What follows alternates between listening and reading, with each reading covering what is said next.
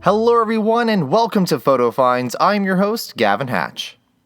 This week we're over at Universal Orlando Resort taking a look at some stuff in the front of the park at Despicable Me, and then also taking a look at the new Tonight Shop, which we'll get to in just a moment. But first, again, let's start over here at the front. Now at Despicable Me Minion Mayhem, they have been testing some virtual lines. Now, from park opening until 5 o'clock each day, they have been letting guests go ahead and experience this attraction without having to actually wait in a line. What they're doing is you can download the free Universal Orlando app and select a time to come back with your party and ride, and so you have like an hour time span, very similar to the old Fast Pass system at Disney World.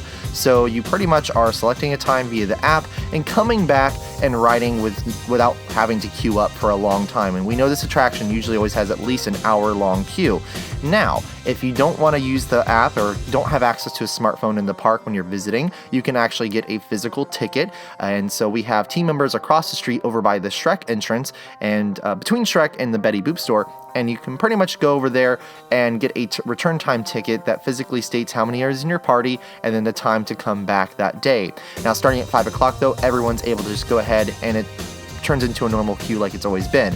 Now, the reason why they're doing this testing is because the Race Through New York starring Jimmy Fallon attraction that's opening now on April 6th will not have any standby lines. It will only utilize virtual queuing, and I'm pretty sure it's because of, with the size of this ride. It's a huge ride, but it's not the biggest space, so I'm sure they had to utilize every square inch for this attraction and cannot afford to put in queues.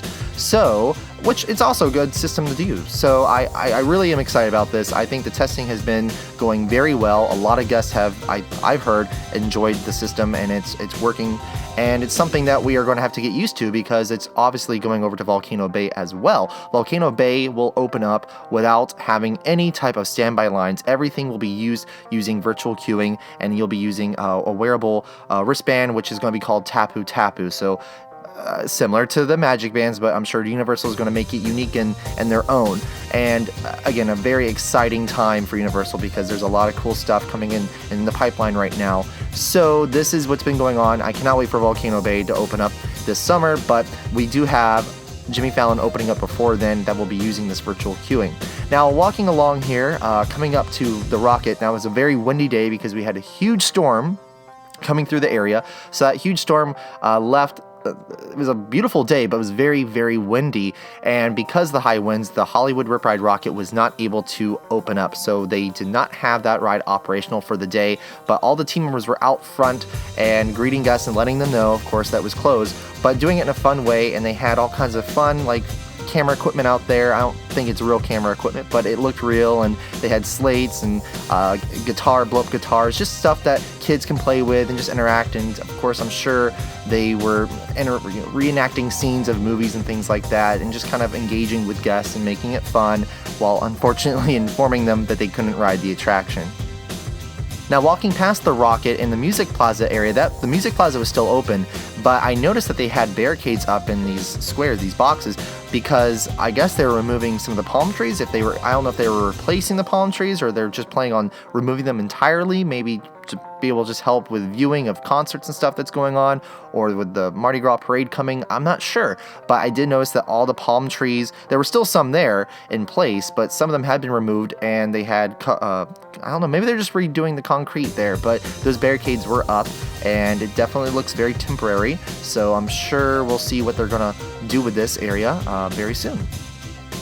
So I could not wait for this store to open up and to see this building progress. 30 Rock over here in the New York area of Universal Studios Florida is coming along, and we have an opening date finally of April 6th. So the Race Through New York starring Jimmy Fallon attraction will open up on April 6th, and they actually will be coming back to film shows of The Tonight Show from Universal Orlando. I don't know if they're going to do it in the soundstage again, or if they're going to film in the park and maybe set up a stadium and a way of doing it in front of the attraction. I think that would be really cool, but I'm pretty sure they'll just film The Tonight Show inside the sound stages, but of course do lots of segments, filmed at the attraction, the new attraction, to show it off.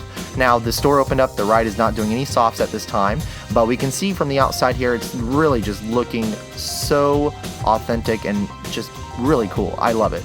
And they have also gone ahead and started doing the sculpting and the artwork for the artwork that's above the entrance there of the actual attraction. So in the real 30 Rock, you will see that they do have all kinds of different just stone artwork that has been there for years, and of course they wanted to make this look as realistic as possible, so the entrance to the attraction just looks like the entrance at 30 Rock in New York City. So they have, you can't really see it because the scaffolding is still there, but they do have, it looks like it's uncovered, and they have been working on that this past week, so I wonder what that is going to look like all done and when the scaffolding is removed. But it is really just moving along so quickly. Now let's go inside the store. This store is pretty much all glass too. It gets lots of great sunlight during the day, and I was really pleased with it. I knew that they were going to have, of course, Jimmy Fallon merchandise, but I didn't know if it was going to have all like NBC show merchandise, if it's just going to strictly be Jimmy Fallon, and it was a good mix. It was mainly just NBC merchandise and Jimmy Fallon. Looking at the store, you can see that it's not huge, but it's still very open, very clean, and a good clean feeling, but still has a lot of stuff to offer, a lot of stuff to choose from, and it was great. I loved the large pictures of the cast from the show. So not just Jimmy Fallon, but you have Jimmy Fallon and you have the Roots crew and also his sidekick. And then you have Jimmy Fallon in his alter egos, his different characters that he's portrayed on the show over the years. So you have Sarah, and of course her famous thing is saying ew. And of course you also have Jimmy Fallon in Tight Pants, which is a big thing and a very catchy song, and I will show you in just a few moments though. You can actually purchase the Tight Pants in the store, as well as all kinds of really cool graphic tees that have the Tight Pants references on it. But you will see that they also have lots of references to NBC. So the network, it's a historic network. It's a really, the company's been around for so long, and it's part of history and television, so I think it's great that they have not just Jimmy Fallon merchandise, but also lots of NBC merchandise in here. But I like the register. The cash register has this really cool lit up thing in the ceiling, the logo, and then the logo is on the counter itself.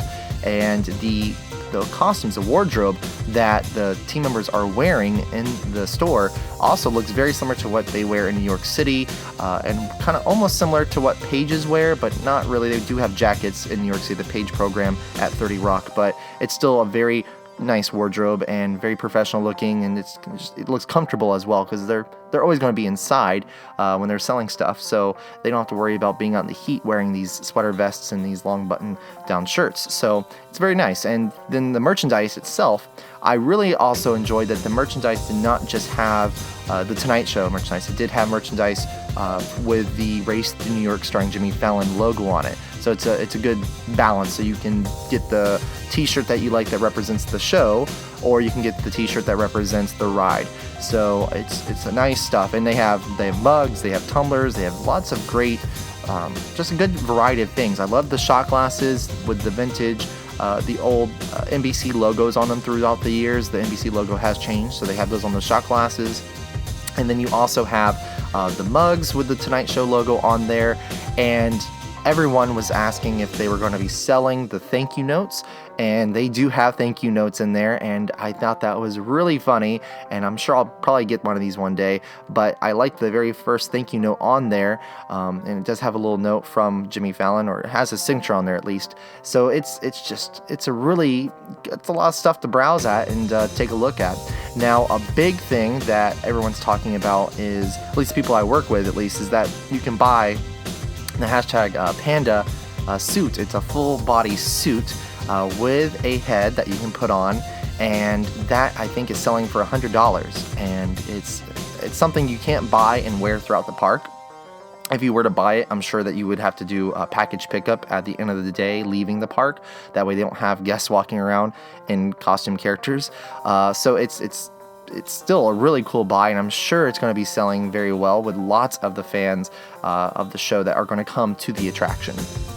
Now, speaking of the attraction itself, you can see that these stairs here are going to be, that's the exit of the attraction itself. So you'll be exiting the ride, and then I'm sure you'll be going through an interactive area where you'll be able to actually meet the panda, hashtag Panda, upstairs, and then you walk down the stairs into the store to exit the building itself. And there are also elevators, or a elevator I should say, that you can use to come down into the store if you don't want to take those stairs, because it does look like quite a bit of stairs, but you will be exiting down those throughout the store.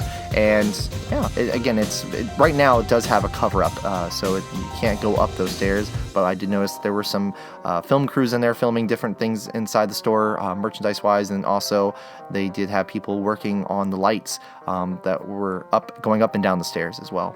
But yeah, it was a really it's an exciting time again at Universal, and this is a store that it's a lot of fun, and I'm sure they'll change the merchandise throughout the year and as things, ideas. And I really like the idea of as they develop skits that are really successful on the show, they can quickly just make merchandise and put something onto a t-shirt or put it onto a mug or make another type of costume or something like that and sell it in the store. So if the show is successful and has something that's really popular, especially the YouTube channels and social media, if it blows up and is really big, they can make money off of the merchandise. So I think that's a great idea.